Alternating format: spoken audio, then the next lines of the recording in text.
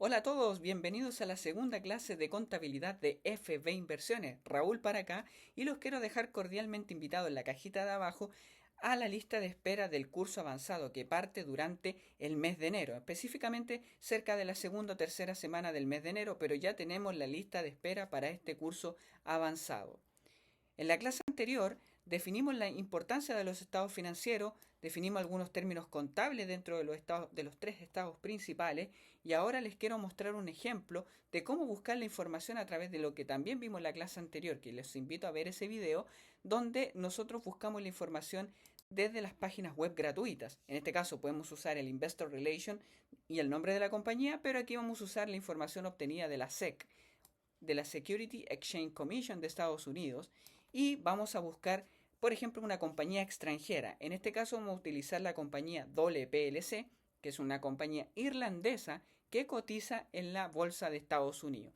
Vemos que se llama 20F, el reporte anual que genera esta compañía en la Edgar, en la base Edgar, pero las compañías que son estadounidenses que cotizan en el NICE y son de origen de Estados Unidos, siempre vamos a encontrar el informe 10K. Entonces, si nosotros queremos saber cuál es el reporte anual de una compañía del año X, por ejemplo 2017, para compañías extranjeras que cotizan en Estados Unidos, 20F. Compañías de Estados Unidos que cotizan en Estados Unidos, 10K. Ahondando un poquito en cómo está la estructura de la Edgar o cómo son los informes anuales que requiere el comisionado estadounidense para poder cotizar en bolsa y seguir la regla, sigue más o menos este perfil donde tenemos la parte 1, parte 2 y parte 3. En la parte 1, en general se dan las condiciones generales de la compañía, se define el equipo directivo, qué es el negocio, etcétera. En la segunda parte podemos encontrar factores como los risk factors, que son los factores de riesgo, toda la información financiera de la compañía.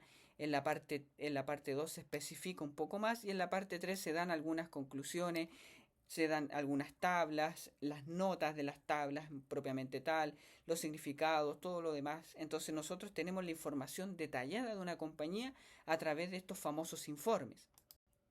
Ahora, dentro de la parte 2 vimos que lo más importante o lo que yo me fijo en reglas generales es mirar siempre los risk factors.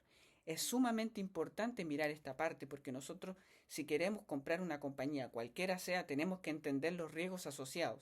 Y aquí, dentro de los riesgos, ellos siempre van a hablar de los riesgos operativos, que son los riesgos que están en la naturaleza del negocio. Por ejemplo, un riesgo puede ser una disrupción en la cadena de suministro, es decir, se para por completo la cadena de suministro, que podría ser algún atentado, podría ser el COVID, por ejemplo, cualquier cosa que atente en contra de la cadena de suministro puede ser un riesgo operacional. Otro riesgo, en el caso de Dole específicamente, podría ser el cambio climático, sequías continuas o inundaciones que podrían obviamente afectar continuamente la producción de la compañía.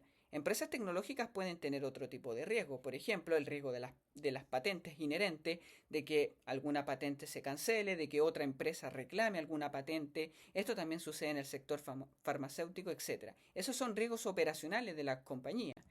Luego tenemos a otros que ya son más globales, y económicos, como por ejemplo podría ser una recesión, una guerra.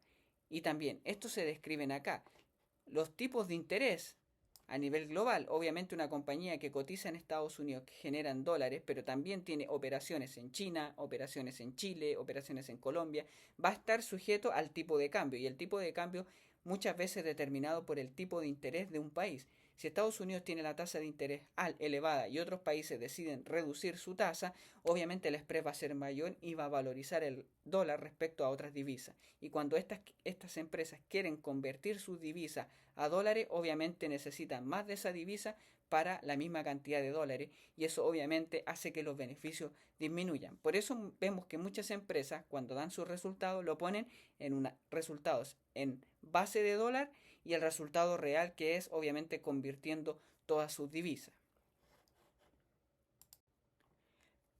Luego tenemos otros riesgos y ya que son más relacionados con la naturaleza del negocio, pero ya son más específicos, que pueden ser asociados al management, que es súper importante entender qué está haciendo el management, si hay algún litigio con alguno de los empleados, con algún ONG, etcétera. Siempre es súper importante entender también toda esta parte de los litigios, porque obviamente vemos, por ejemplo, el caso de McDonald's, cómo podría afectar el tema de los restaurantes asociada a la bacteria que se encontró y a los fallecimientos lamentables, se resolvió el caso de Dole, por ejemplo, con la listeria, que no fue asociado a la empresa, sino que era externo, cómo puede ser el caso de 3M. Todos esos riesgos nosotros los tenemos que, obviamente, entender a la hora de invertir en cualquier compañía. Si nosotros no tenemos en claro los riesgos en los cuales están asociados nuestros negocios, no sabremos cómo defendernos en caso de que sucedan. Por último, ya uno entendiendo esto dice, bueno, era un riesgo que podía suceder y yo necesito cuantificar ese riesgo para poder obviamente decir, bueno, realmente el precio en bolsa hizo que la empresa perdiera 100 billion, supongamos, en el caso de McDonald's puede perder 10 billion de market cap, pero supongamos que se resuelve con 100 millones. Entonces esas ineficiencias uno las puede detectar ya conociendo los riesgos y posteriormente cuantificándolos. Otro punto importante es el segmento en los cuales cualquier compañía va a ir vendiendo sus productos y esto queda totalmente detallado. Por eso es muy importante leerse los informes anuales porque nosotros nos podemos leer los riesgos, podemos leer los segmentos del negocio. En este caso, Dole habla de los segmentos y de la estacionalidad del negocio. ¿A qué se refiere con seasonality o estacionalidad? Al menos particularmente Dole es una empresa que tiende a vender más en ciertos periodos que en otros periodos por la naturaleza de su negocio dinámico de frutas y verduras. Por ejemplo, Apple, que es una empresa de tecnología, vende mucho más en el último trimestre del año porque está asociada a las ventas de Navidad, ventas de Año Nuevo, donde la gente obviamente sale a comprar mucho más estos artículos para poder regalarlos. Teléfonos, tablets, computadoras, etc. A eso se llama estacionalidad. Y lo podemos leer en los informes. Acá está muy claro lo de Dole, lo que yo mencionaba anteriormente, que está relacionado con cómo la gente va comprando frutas y verduras a lo largo del año. Luego, también los informes anuales nos revelan información sobre las propiedades de la compañía, quiénes son los dueños, quiénes tienen los directivos, etc.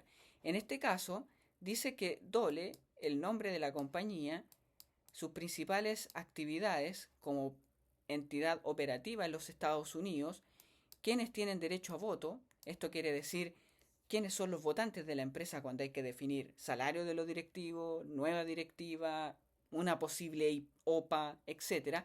En este caso, cada acción equivale a un voto, es decir, todos los accionistas tienen la misma capacidad de votar dentro de la empresa y es en un 100%.